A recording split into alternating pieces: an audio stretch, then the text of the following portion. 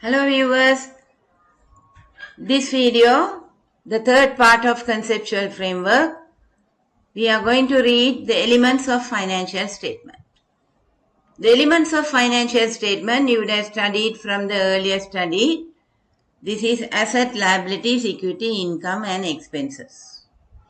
Conceptual framework defines the elements of financial statements. This is because you can't define on your own and you can't categorize a transaction, whatever is incurred in the entity as assets, liability, equity, income or expenses, the way that you want. The conceptual framework restricts that. It gives a definition, and if only a transaction meets the definition, you can classify that as asset or liability, equity, income and expenses. You can't do that otherwise on your own. You have to check with the conceptual framework for the definition. So it gives the definition. So we see what are the definitions that it is giving. The 5 elements of financial statements are assets, liabilities, equity, income and expenses. Asset, a present economic resource controlled by the entity as a result of past events. It's a short term. It calls the asset as an economic resource. For example, if you take a building, it is owned by the entity, so it is controlled. Then, because of the past event, in the past you have bought that building and it yields economic benefits. The explanation for that is an economic resource is a right that has the potential to produce economic benefits. So if the building you can rent out or you can use it for the office as a entity's office, and you can produce income through the use of the asset. That's what the economic resource means. The economic resource is a right that has the potential to produce economic benefits. Right means that you have the control and you can direct the use of the asset. That's the right. Further, we will read an entity controls an economic resource if it has the present ability to direct the use of the economic resource. It should have the ability to direct the use. That is the control. That means fully you should decide for what purpose the asset can be used. That you are entitled to decide on all the aspects of the use of the asset. You have the control and obtain economic benefits. So what are the economic benefits they are talking about?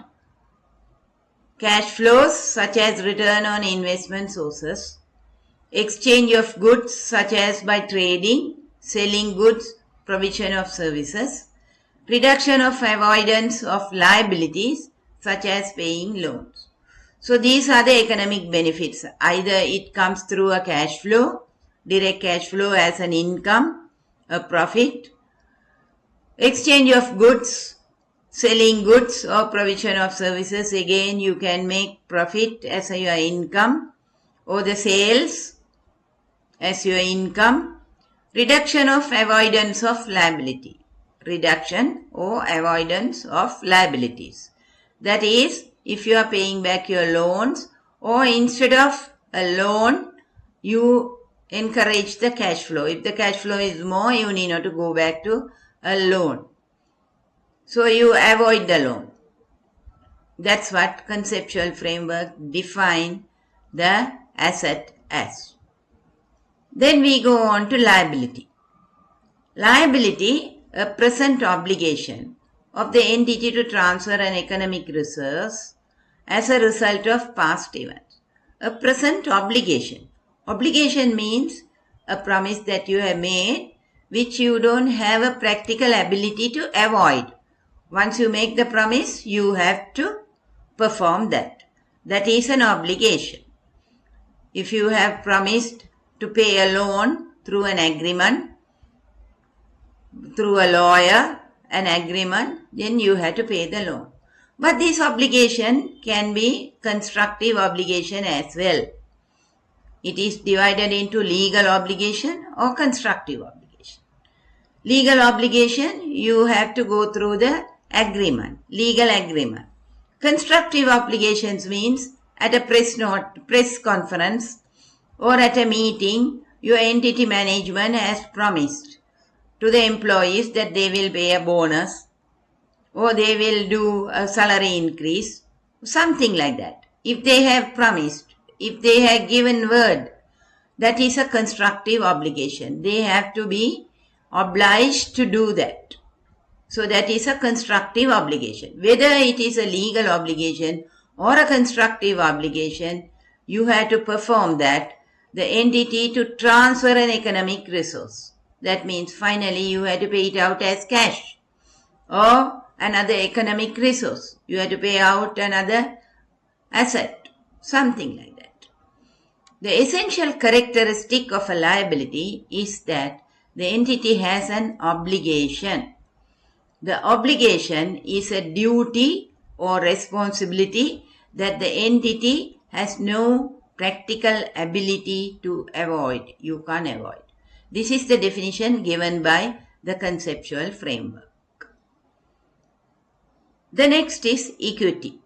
The residual interest in the assets of an entity after deducting all its liabilities. That means the residual interest after the lenders.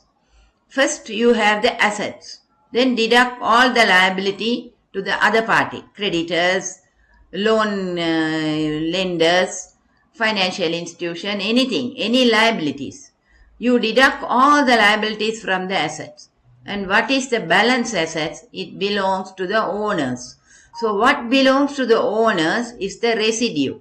The residue is known as the equity. So in your accounting equation, if you remember, equity is equal to share capital plus reserves, and that is equal to the net assets. The net assets is equal to total assets minus total liabilities. So the net assets belongs to the owner. What belongs to the owner is the equity. Then income.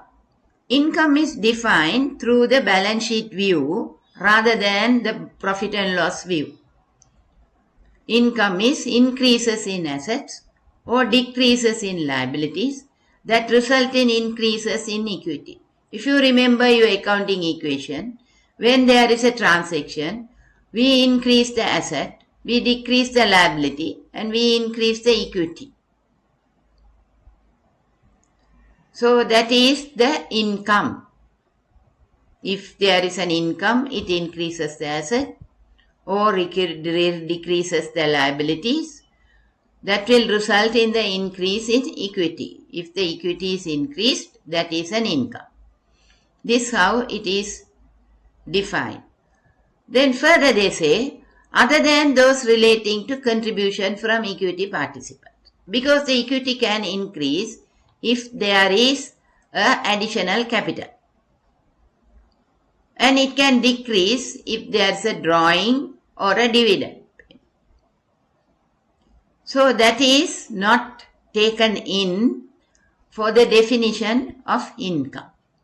So income is other than any contribution from equity participant. That is additional capital or drawings or dividend payment. That's the conceptual framework's definition of income. Then expenses. This is other way about. Decreases in assets or increases in liabilities that results in decreases in equity. Again, there should not be any participation of the owners. That means additional capital or the capital withdrawal or drawings or any other dividend payment. So these are the definitions given by the conceptual framework.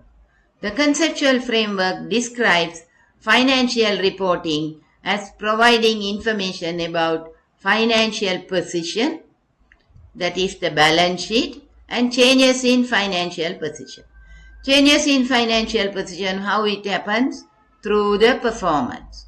Performance means profit and loss account. So assets and liabilities are defined first. First you take the assets and liabilities, and income and expenses are defined as changes in assets and liabilities rather than the other way around. This is how the conceptual framework define the elements of financial statement. So that's all for this video. In the next video, we will see about the recognition and measurement of the elements of financial statement, the recognition and measurement. So wait for the next video. Until then, bye-bye. Please subscribe the video if you are a newcomer to the channel. Then you can watch more videos of this nature. Thank you. Bye.